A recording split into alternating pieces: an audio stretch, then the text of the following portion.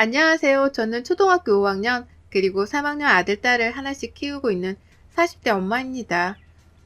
9월 중순에 다다라 추석도 끝내놓고 뭔가 한 해를 벌써 마무리해야만 할 것 같은 아리송한 기분이 드는데요. 인터넷으로 인사를 드리게 되니 기분이 색다르네요. 저는 현재 집에서 무직, 하지만 무직 중에서는 가장 바쁘고 정신없는 가정주부라는 삶을 살고 있습니다. 남편은 저랑 동갑내기인데요. 혼자 외벌이를 하며 생활비를 보내주고 있어요. 다달이 100만 원 정도를 말이죠. 처음부터 돈 관리는 자기가 하고 싶다며 생활비만 주는 것을 제외하고는 저에게 돈을 맡기자는 사람이었습니다. 그리고 전 그런 남편의 의견을 존중했어요. 애초에 결혼을 하면서도 남편이 저보다 경제적으로 훨 독립을 하고 있던 상황이었고 저도 그런 남편을 믿었으니까요. 그렇게 저는 지금까지 다달이 생활비를 받아가면서 주부 생활을 하고 있었습니다. 그리고 아이를 낳게 되며 슬슬 한계에 부딪히게 되었죠. 아이가 하나도 아니고 둘, 그리고 무려 대한민국이라는 이 땅덩어리에 살고 있다 보니 자녀를 키우면서 나가게 되는 돈이 꾸준하게 생겨났습니다.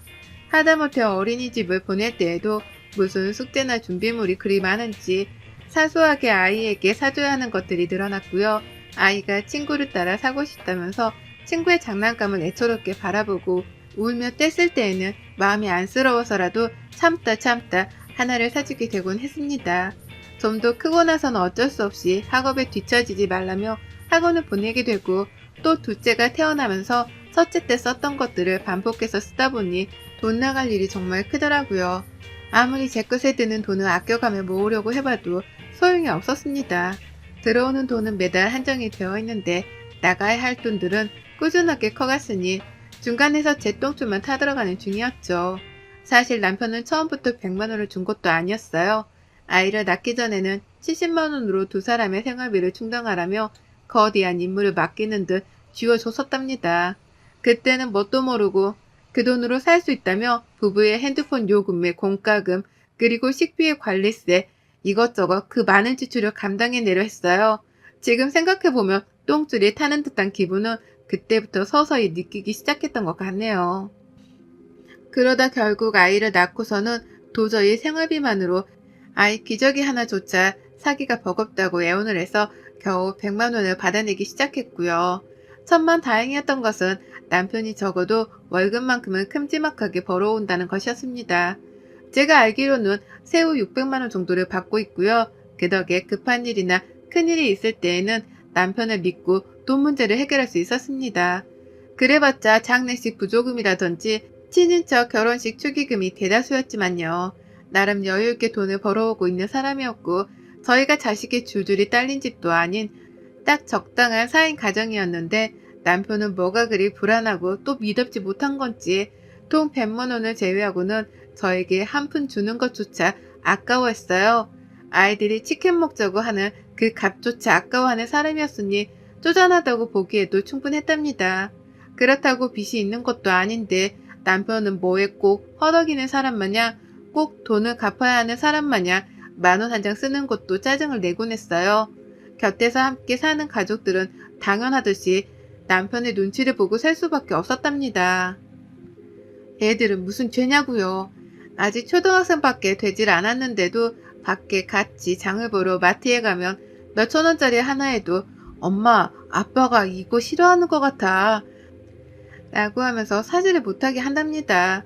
친구 녀석이 군것질을 하는 것도 그냥 보고만 있다가 저한테 딱 걸려서 제가 마음이 미어지는 바람에 애를 붙잡고 분식집 안에 들어가 한바탕 분식을 먹인 적도 있었어요.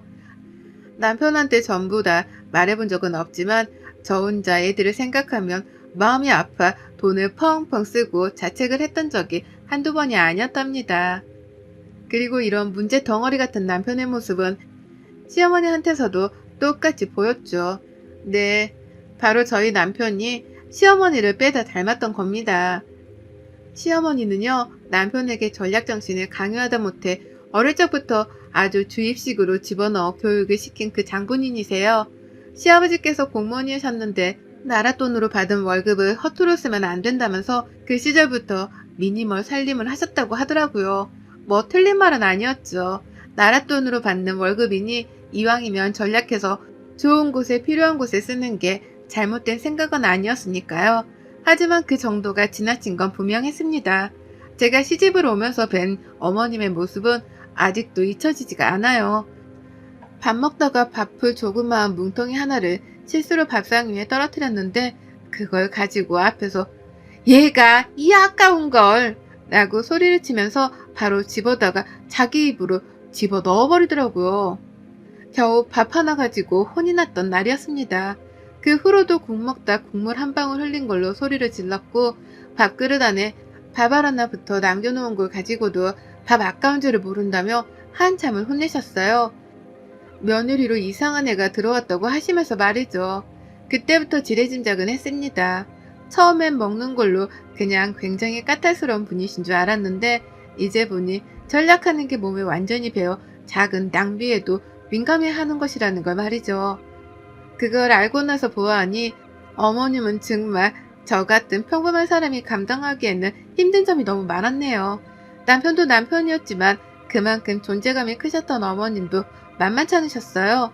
같은 서울 땅에 살면서 자주 만나며 사는 건 아니었지만 어머님이 저희 애들을 보고 싶다고 자주 찾으셔서 주부인 제가 가끔씩 애들을 데리고 시댁에 가곤 했습니다. 그럴 때마다 전 어머님께 당연하듯이 그 한 주 혹은 몇 주간의 생활비 내역들을 검토받아야 했어요. 못 보고 지낸 사이에 어디다가 큰돈을 썼는지 그간의 생활비는 어떻게 관리를 하고 쓰며 살았는지에 대해서 자잘한 것까지 다 하나하나 캐물어 보셨기 때문입니다. 얘들은 아빠한테서 돈 때문에 눈치를 보는 것도 모자라 할머니 집에 와서도 할머니한테 혼이 나는 중인 엄마의 모습을 봐야 했고요. 저는 쩔쩔매면서 그간에 돈 쓴 것들, 애들 학원비며 간식비 등 사소한 것들까지도 시어머니께 말씀을 드렸어요.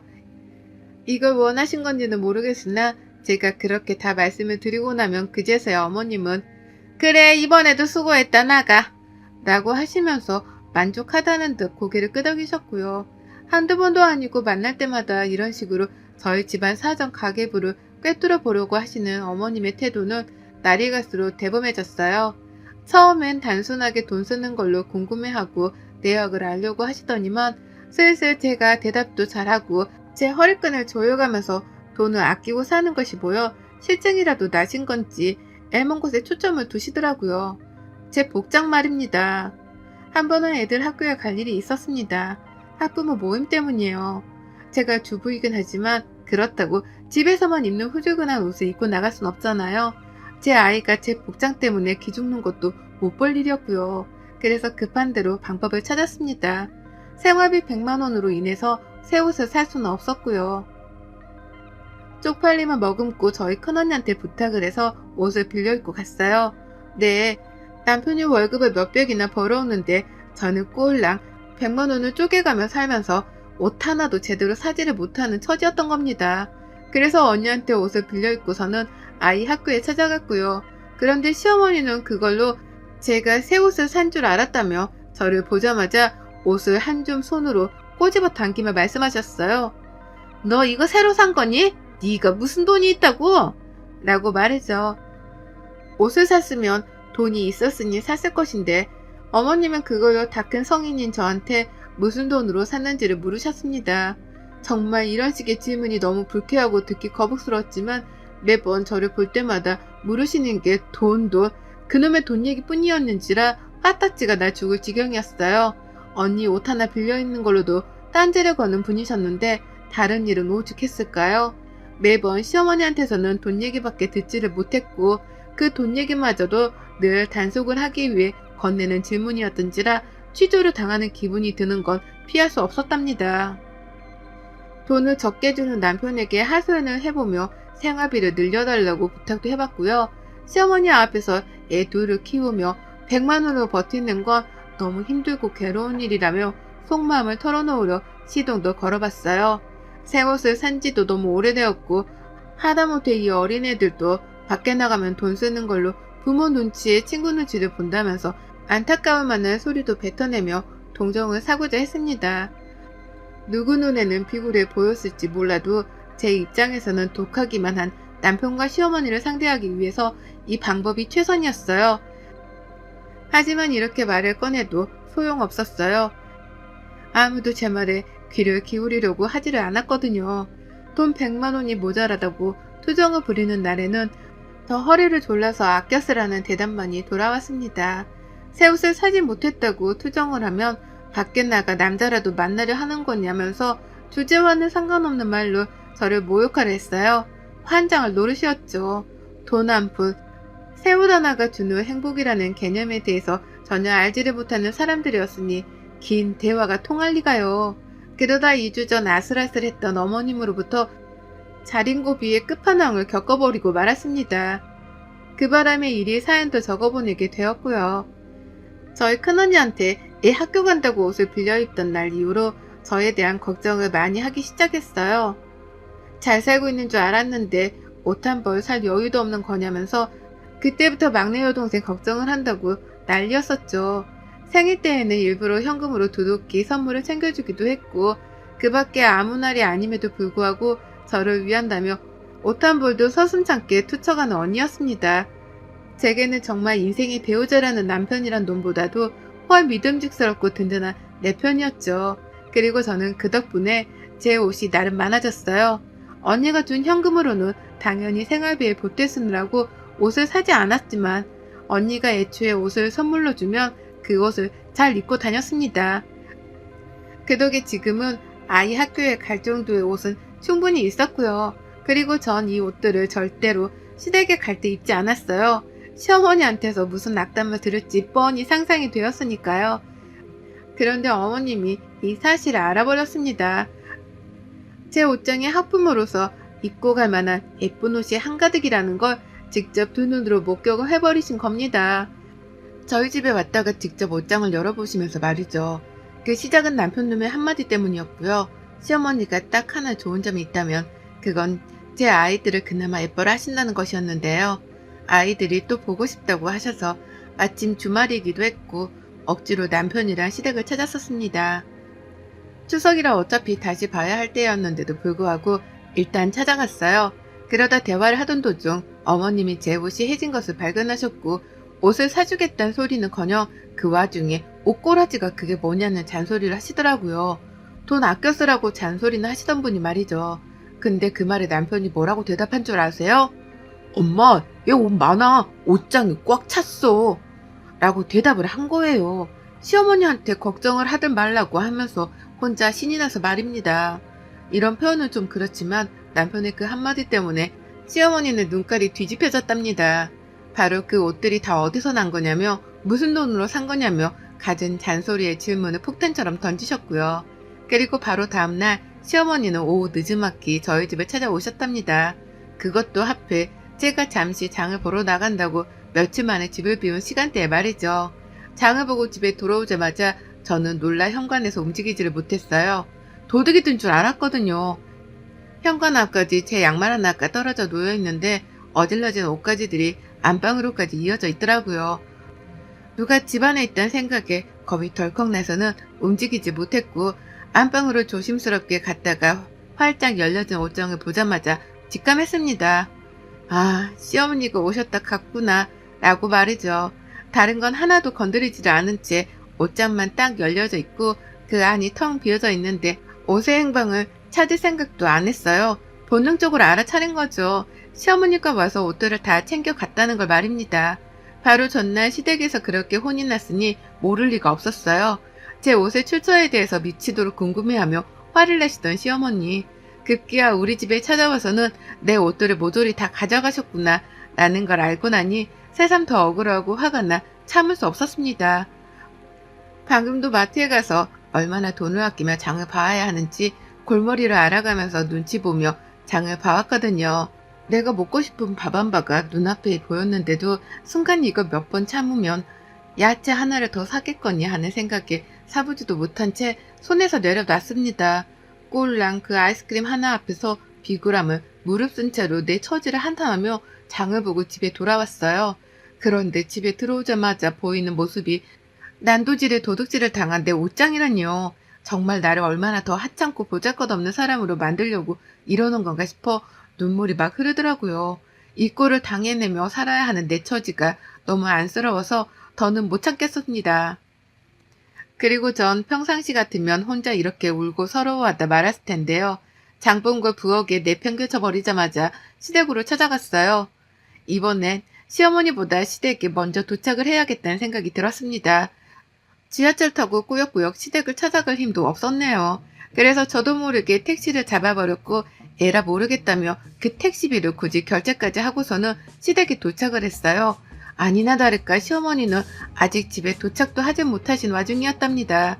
아무리 초인종을 눌러도 집안에서는 누구 하나 나오질 않았네요. 문 앞에 죽치고 서서는 미치도록 시어머니를 기다렸고요.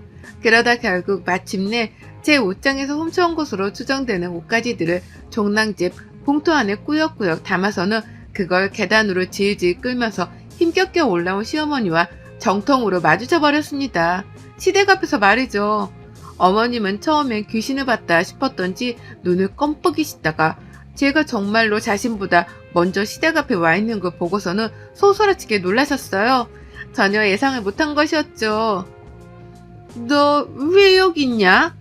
라면서 왜 왔는지를 뻔뻔스레 묻는 어머님의 질문을 뒤로한 채 저는 말했습니다. 문 열어주세요. 라고 말이죠. 시어머니가 처음엔 못 들은 척을 하려 하셨는데 전 채차 인사도 없이 본론부터 말했습니다. 문 열어주시라고요. 라고 말입니다. 그렇게 저는 시댁에 들어갔어요. 찬바람 쌩쌩 부는 그 차갑던 공기 속에서 저는 시어머니가 들고 계시는 제 옷 따위는 안중에도 없었습니다. 어차피 우연이 아니었으면 가지지도 못해서 옷들이었으니까요. 다만 며느리한테 돈 10,000원 한 장, 1,000원 한 장조차 살림에 보탰으라면서 쥐어준 적이 없는 인색한 시어머니가 며느리한테 옷 한 벌을 선물해주기는커녕 옷장을 털어서는 멋대로 도둑질을 했다는 사실 자체는 그 누구도 부정할 수 없었습니다. 그냥 넘길 수도 없는 일이었고요. 그래서 전 시댁에 들어가자마자 똑같은 범행을 저질렀어요. 안방으로 들어가 시어머니 옷장을 털어버린 겁니다. 옷걸이를 마구 잡아당기면서 사방팔방으로 옷이 튀는 걸 지켜보며 마구잡이로 옷장 속의 옷들을 끄집어냈어요. 처음엔 화장실이 급해서 문을 열어달라고 한 줄 알았던지 어머님은 저희 집에서 가지고 나온 옷가지들을 숨기려 하며 문을 열어주셨는데요. 제가 급하게 안방으로 들어가자마자 옷들을 끄집어내며 난동을 피우자 어머님도 그제서야 소리를 지르면서 달려와 저를 말리시더라고요. 벼랑간 별 미친년이 다 했다고 하시면서 말입니다. 저는 그제서야 시어머니를 돌아보며 소리를 질러드렸어요. 제 옷장은 왜 털어가셨어요? 어머님이 먼저 시작하셔놓고 왜 저보고는 미친년이래요? 제가 미친년이면 어머님은 더한 또라이세요? 라고요. 그러자 어머님 기가 막혔는지 말을 못하시더라고요. 그도 그럴 것이 본인이 제 옷장을 먼저 털어간 것이 사실이었기에 대꾸를 못한 겁니다. 그저 그 순간의 위기를 모면해야겠다 싶었던지 헛소리를 늘여놓기 시작하셨죠. 아니 내가 가뜩이나 니들 생활비가 쪼달린다고 하길래 도와주려고 그랬지. 이 옷들 다 팔아서 당근마켓에 내다 팔면 돈이 얼마냐. 푼돈이라도 그렇게 만들어서 생활비에 보탰어야지. 내가 그걸 가르쳐 주려고 한 거지. 이따 말하려고 했어. 이건 훔친 게 아니라 내가 잠깐 빌린 거야. 라고 말입니다. 멋대로 주인 허락도 없이 옷을 훔쳐서는 그걸 다 중고마켓에 올려서는 남한테 팔려고 했다는 겁니다. 저한테서 훔쳐가선 남한테 주려고 했으면서 이걸 빌려간 거라고 표현하시더라고요. 절로 기가 막혀 온 숨구멍에서 거친 숨들이 튀어나왔습니다. 이 얼척없는 말을 제가 그냥 듣고만 있을 줄 알았는지 대범하게 옷을 훔쳐올 생각을 한 어머님의 정성에 꼭 보답을 해드려야겠다는 생각도 들었고요. 그래서 전 하던 짓을 멈추지 않았습니다. 시어머니 옷장이요? 원수의 옷장을 털듯이 미친 나부랭이의 빙의에서는 옷가지들을 빼냈어요. 그리고는 시어머니가 하신 것처럼 똑같이 집안에 있던 쓰레기 봉투를 찾아다가 그 안에 담았습니다. 그리고는 어머님이 말리려 하는 건 나부랭이 소리를 내가면서 발악을 하며 제쳤죠. 제가 옷을 집 밖으로까지 끌고 나오자 어머님이 그제서야 뒤에서 제 이름을 부르며 소리치시더라고요. 얘 딱 가져가라고. 내 옷은 돌려줘라. 라고요. 물물교환을 하자고 딜을 시작하신 겁니다. 그제서야 백기를 들고는 저에게 제 옷을 돌려주겠다는 뜻을 보이신 거였죠. 멋대로 훔쳐갈 땐 언제고 이제 와서 멋대로 반품을 하겠다 말이죠. 전 어떻게 할게요? 사실 다른 방도는 없었습니다. 그렇다고 그냥 순순히 어머님의 뜻을 받을 생각도 없었고요. 그래서 저는 어머님께 알겠다는 말과 함께 제 옷을 건네받았어요. 제 옷이 든 그 쓰레기 봉투 말이죠. 그와 동시에 제가 들고 있던 어머님의 옷가지가 든 쓰레기 봉투들은 그대로 다 시댁 앞에 있는 계단 아래로 뻥 하고 발로 차버렸답니다. 옷가지가 든 봉투는 그대로 계단 아래로 굴러떨어졌고요. 그와 동시에 계단 위는 엄청난 옷가지들로 뒤덮였는데요. 저는 그 옷들을 보란듯이 사뿐히 밟아가면서 제 옷가지만 챙기고선 내려왔답니다. 마치 진달래꽃을 지려밟듯이 시어머니의 옷들을 하나하나 아주 시원한 마음으로다가 짓눌러 밟아가면서 계단을 타고 내려왔어요. 그 길로 다시 택시를 타고 편안하게 집 앞까지 돌아왔고요. 집에 돌아와 옷을 하나하나 다 걸어 넣었는데 시어머니가 과연 자신의 옷들을 도로 다 챙겨서는 옷장 안에 넣었을까 싶더라고요.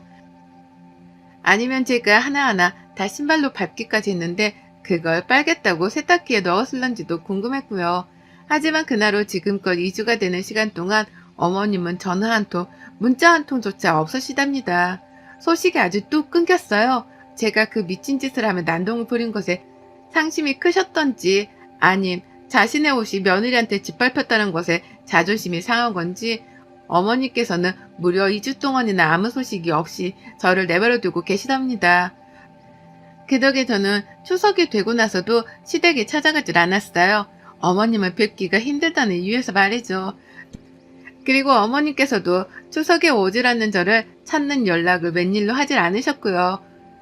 영문도 모르는 남편은 추석에 시댁을 안 간다는 저를 보며 너무하다고 비난을 했지만 마찬가지로 저를 찾지 않는 시어머니의 반응에도 당황을 했는지 추석 내내 혼자 애들 데리고 시댁에 가서는 더 이상 연락을 해오지 않았습니다. 시댁에 들어가기 전까지 얼른 와라 라며 협박을 하더니만 막상 시댁에 들어가선 깜깜 무소식이더니 집에 돌아와서도 시댁 얘기는 일절 꺼내질 않았어요. 그걸 보면 저도 파악을 했죠. 어머님이 며느리 하나 잘못 건드렸다가 미친 벌집을 건드린 마냥 미친 꼴을 당할 수 있다는 걸 이제서야 간파하셨구나 라는 걸 말입니다. 그리고 전 덕분에 이번 추석 명절 스트레스 하나 없이 혼자 집에 남아 시간을 보람차게 썼고요. 여태 소식도 없고 저를 자유로이 내버려두는 시어머니 덕분에 사는 스트레스가 한 단계 줄었습니다. 또 그와 동시에 중간에서 눈치 보던 남편이 생활비 30만 원을 더 올려줘서 보란듯이 첫날에 치킨을 시켜 먹었어요. 쥐어준 생활비로는 아끼기만 하며 살기 힘들다고 요즘은 아예 대놓고 돈을 써버리고는 남편에게 후지부를 하라 종용하는 중이랍니다. 이렇게 저는 남편을 향해 4인 가정 씀씀이에 대해 보여주며 현실적인 가르침을 주려고 해요. 더 이상은 저 혼자 기길대며 돈 때문에 기죽고 속쓰리는 짓은 그만하려고 합니다. 그 방아쇠를 시어머니가 당겨주셔서 너무 감사한 마음으로 남편 길들이기를 하는 중이네요. 이제야 하는 게 늦은 감이 없잖아 있지만 더 늦지 않은 게 어디냐고요. 여러분의 생각은 댓글로 남겨주세요. 오늘도 시청해주셔서 정말 감사합니다.